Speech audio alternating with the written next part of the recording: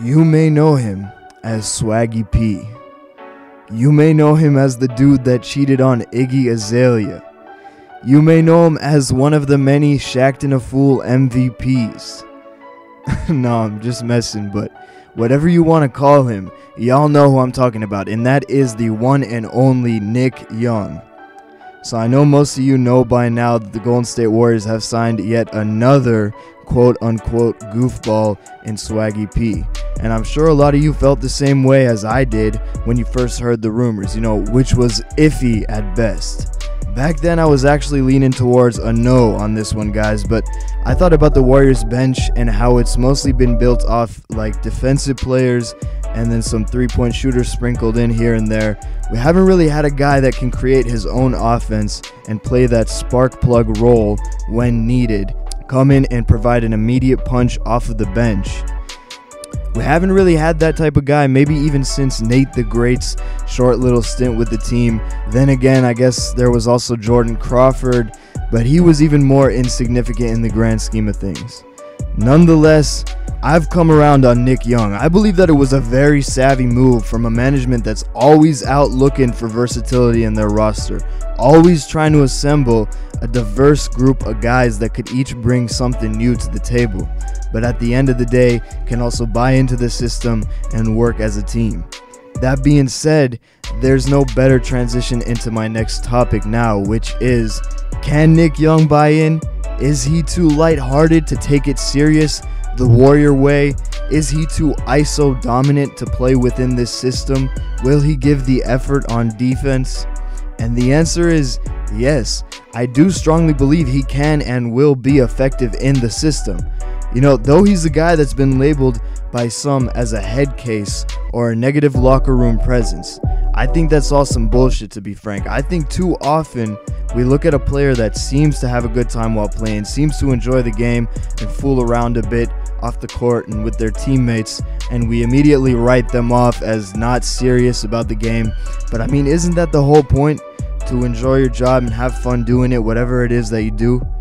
And you can even forget all that too, but isn't it even basically the dynamic of this Warriors team? One of their mantras, one of the things they live and work by in Golden State is to have fun playing the game with your teammates, because ultimately that just makes everything that you're trying to do out there a lot easier. You be casual when you can afford to be casual, and you get serious when there's no margin for error.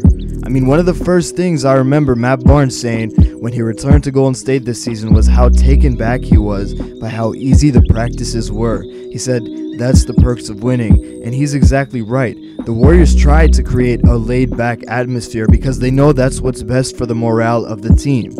But they also know when it's time to lock in, and you can bet at that point there won't be any jokes, won't be any nonsense, no smiles on these dudes' faces, just pure business.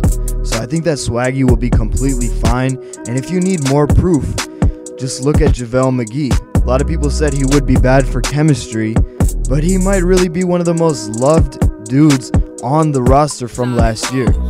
But it took Andre putting in a good word for him to get to that point, and I'm more than certain now that JaVale's respected enough that they would have hit him up for an opinion on former teammate Nick Young. Now, while we're on the subject, one thing that's got me a little worried is hearing that JaVale is meeting with the Clippers, and I don't know how likely it is that he'll opt to go elsewhere for a bigger payday. By all means, he deserves it, but it will be sad, very sad, to lose probably my favorite player on the team. Not sure what the Clips even want with him. Looks like they're completely reluctant to let go of that whole Lob City shit, but really there's absolutely no reason to add a guy like JaVale to a team that's got fucking Blake Griffin and DeAndre Jordan still. Maybe they plan to use him as a plan B in the case that they do end up unloading Jordan, or maybe Jerry West is vouching for him after being around him in Golden State, but I gotta believe that he would be opposed to this move. Anyways, I don't know what other teams that might be interested in him are, but you gotta assume anyone with a need for a backup center would be after that tremendous season of his.